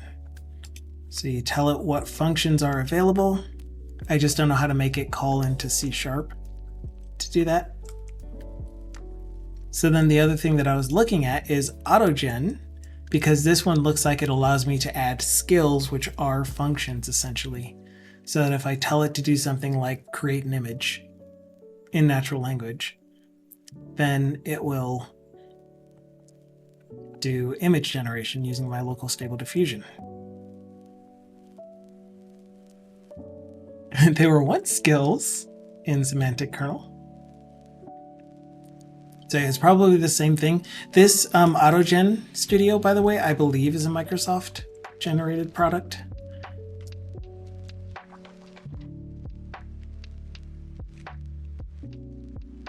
Yeah.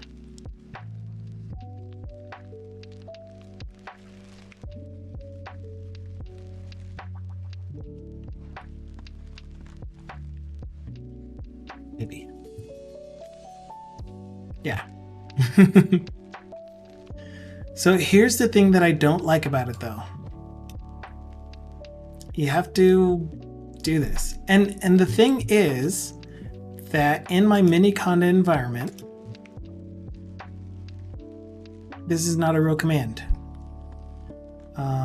So I think I'm supposed to do something like conda set.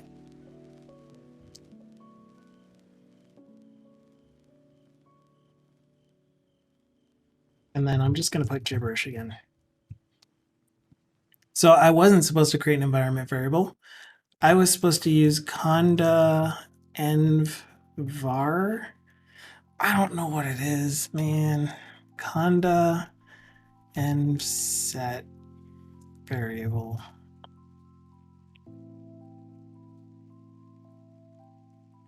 And I was way off.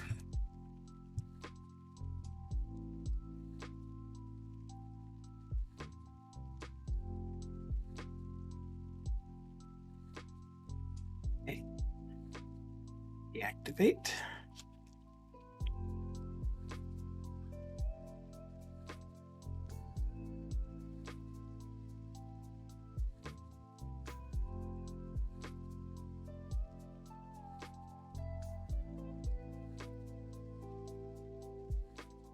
Let's see if this works. That means that I don't need that environment variable though. So we can go into System, into Advanced System Settings, Environment Variables, OpenAI API key, deleted. Click OK, OK. So, word to the wise, if you are actually trying to add your OpenAI API key using the install process for AutoGen Studio that I talked about at the top of the stream, use conda env config vars set, and then whatever it is they're telling you to set. So with that specified, what do you say? Are you going to let me do a test? Just tell me that the... Oh, wait, I need to edit the workflow real quick, because this thing does not get an API key because I don't have an API key in my local.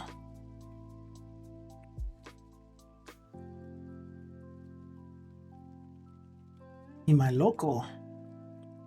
Okay, we're good. Playground, new, you, test. Error while processing, 404, not found.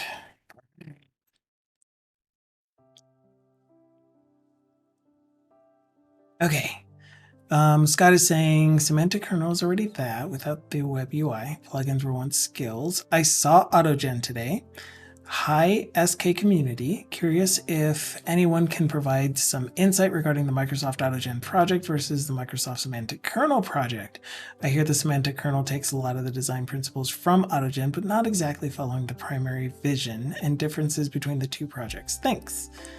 Also, a Semantic Kernel employee. We're actually in active conversation with the team building the .NET version of AutoGen to have them build their agents on top of Semantic Kernel agents to make the integration seamless. So it's two teams working on a similar effort, which typically you don't see. Like, that's one of the no-nos.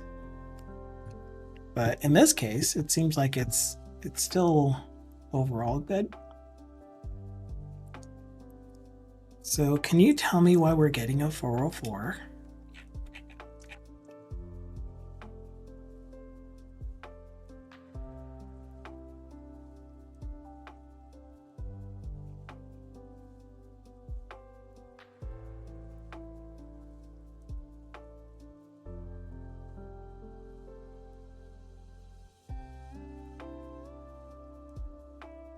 You know what? Take me here.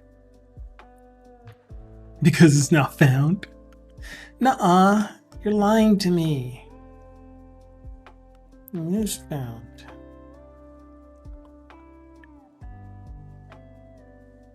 Open with code.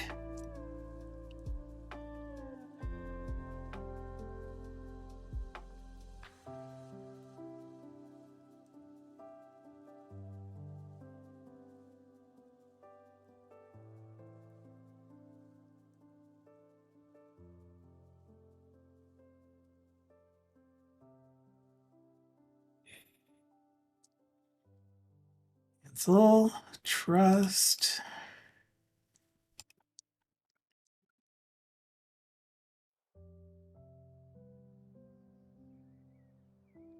Wait a minute. Oh, I was like, why is this thing opening in anyway? Later. Okay, we're supposed to look at, I'm gonna start down here. Base client pi.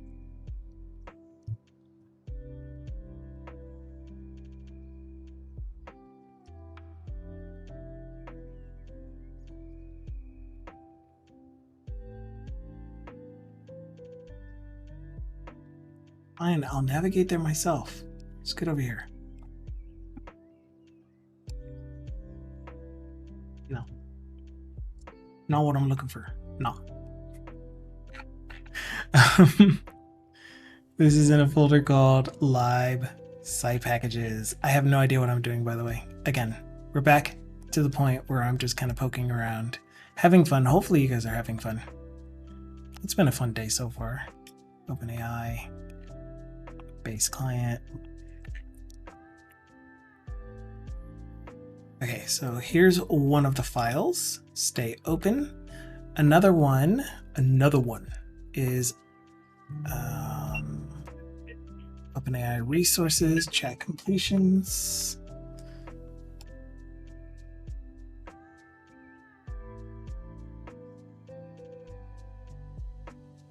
Why did you just jump around like that? I don't like it when you do that. Don't jump around. Jump around. Jump up, and get down.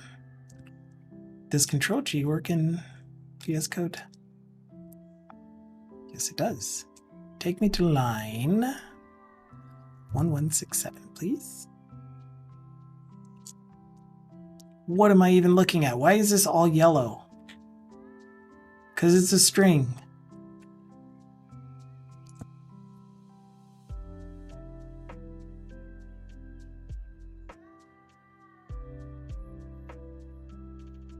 This doesn't look like the right place in the code. Oh, because I was still in base client. Sorry, we need to be at 648. Throwback.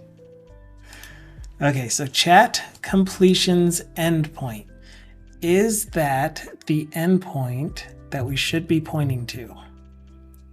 Virovius, TextGen, you should be sending the request to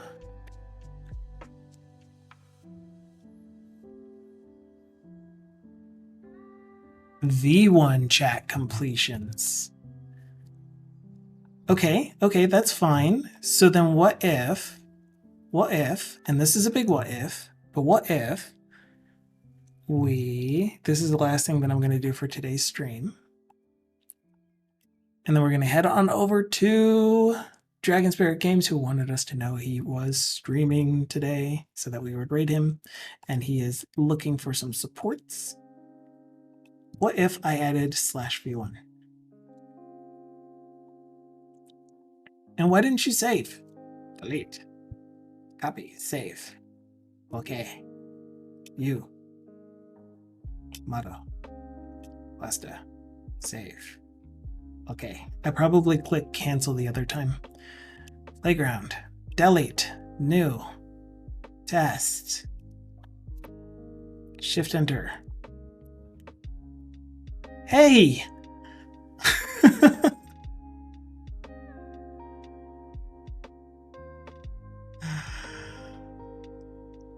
Okay, AutoGen Studio works on local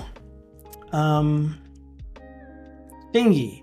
So because this works using a local LLM, I am going to use AutoGen Studio to connect to my API, and AutoGen Studio is going to be the thing that provides the skills to be able to use things like look up inside of my documents to do stuff. I'm sure that I could have my generate images point to my local Stable Diffusion, whatever it's called, install to also do image generation, and I can use other people's skills in Python to do things like analyze my documents, look up information. So what I plan on having then is our database that we already have be the knowledge base for our chat. I'll have historical chats that we have had in the past. Maybe something that listens to me while I talk and then logs that, does the transcript for that and then uses that as part of the context. Yeah, so we'll keep going with that. We'll keep moving forward with adding some more AI to the bot. Apparently that's what I'm doing now. Database, knowledge base. Take a look at DeepGram. You take a look at DeepGram. I will write it down. Actually, I will open it in a tab here. Okay, so speech to text API.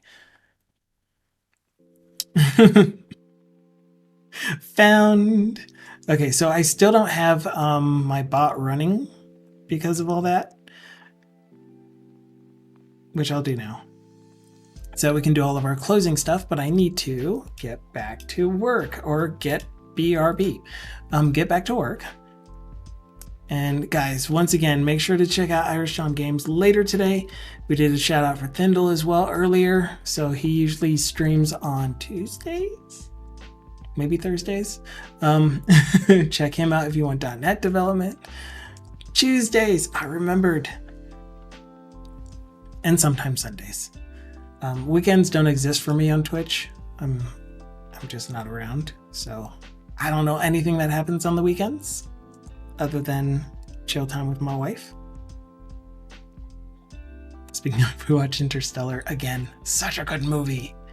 Oh my gosh, I love that movie. Connect to Twitch. Listen to chat.